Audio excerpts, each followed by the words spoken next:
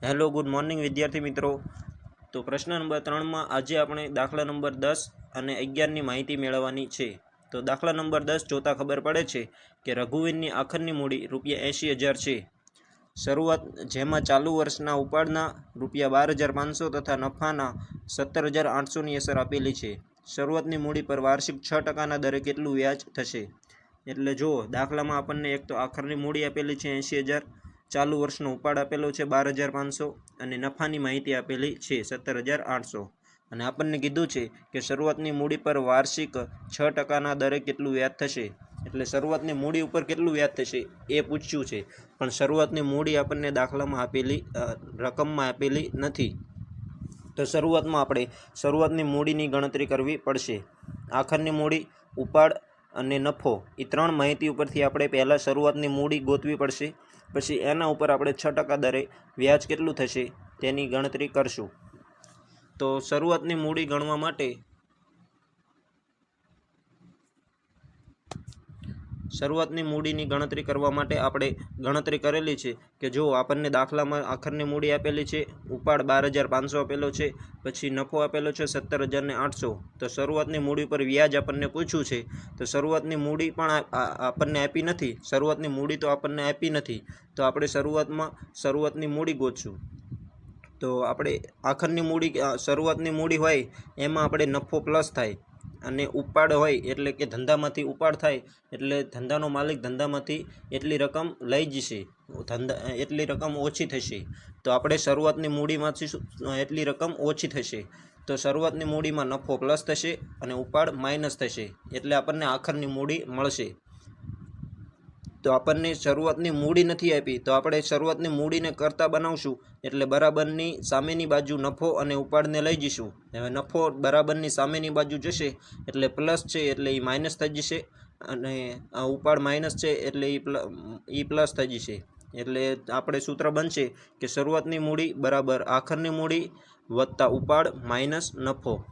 જો આખરની મૂડી વત્તા ઉપાડ ને માઇનસ નફો। હવે આખરની મૂડી આપણને 80,000 આપેલી છે, ઉપાડ આપણને આપેલો છે 12,500 અને નફો આપેલો છે આપણને 17,800। તો એ આપણે રકમ સૂત્રમાં એ રકમ મૂકશું એટલે આપણને શરૂઆતની મૂડી મળશે 74,700। 80,000 એમાં પ્લસ થશે 12,500 અને એમાંથી આપણે માઇનસ કરશું 17,800 એટલે આપણે જવાબ આવશે શરૂઆતની મૂડી 74,700। હવે એ શરૂઆતની મૂડી ઉપર આપણે 6% લેખે વ્યાજની ગણતરી કરશું।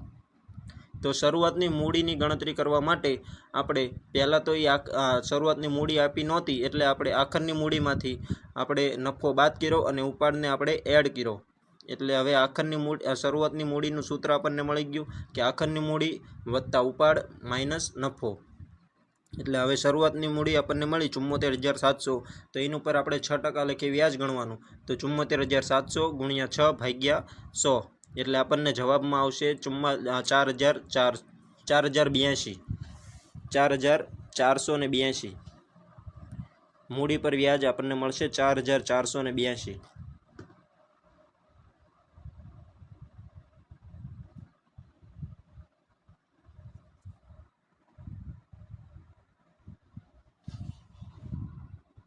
હવે દાખલા નંબર 11, એ, બી અને સી સરખા હિસ્સાના ભાગીદારો છે। તેમની કુલ મૂડી 4,50,000 છે। તેમની મૂડીનું પ્રમાણ 1:3:2 છે। એટલે 3 ભાગીદાર આપ્યા છે અને ભાગીદાર પેઢીની કુલ મૂડી 4,50,000 આપેલી છે। મૂડીનું પ્રમાણ આપેલું છે આપણને 1:3:2। પેઢીની મૂડી પર વાર્ષિક 9%ના દરે વ્યાજ ચૂકવે છે। ભાગીદાર સી ને મૂડીના વ્યાજ સહિત 73,000 મળ્યા છે।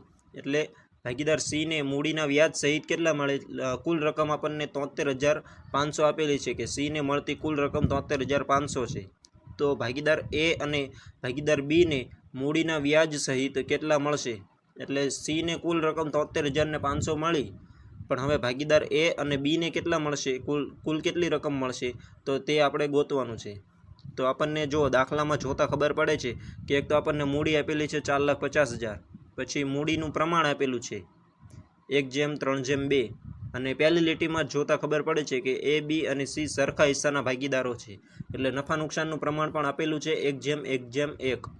હવે પેઢીની મૂડી પર વાર્ષિક 9% દરે વ્યાજ પેઢી મૂડી પર વાર્ષિક 9% દરે વ્યાજ ચૂકવે છે. એટલે મૂડી ઉપર વ્યાજ પણ આપેલું છે 9%.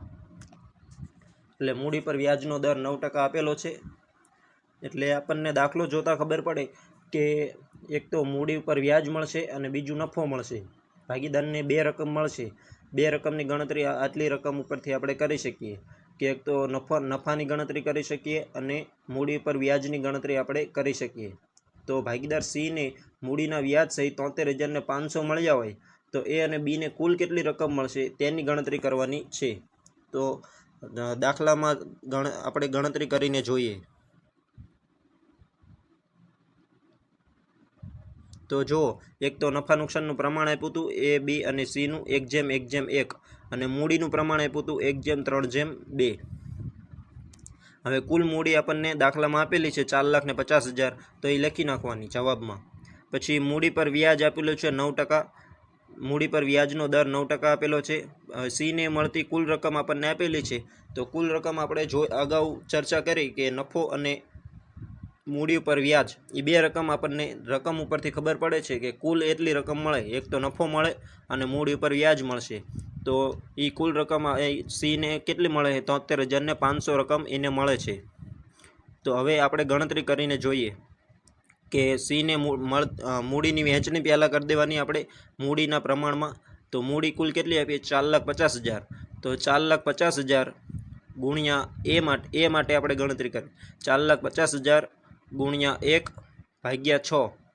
એટલે મૂડીનું કુલ પ્રમાણ કેટલું થશે 1 + 3 એટલે 4, 4 + 2 એટલે 6. એટલે કુલ મૂડીનું પ્રમાણ એટલું થશે. કુલ મૂડીનું પ્રમાણ 6 થશે. તો છેદમાં આપણે 6 લેવાના. તો A માટે કેટલી મૂડી આવશે કે 7,75,000 થશે. 4,50,000 ગુણ્યા 1/6 કરશું એટલે આપણને જવાબમાં આવશે 75,000 રકમ આવશે એના ભાગની મૂડી.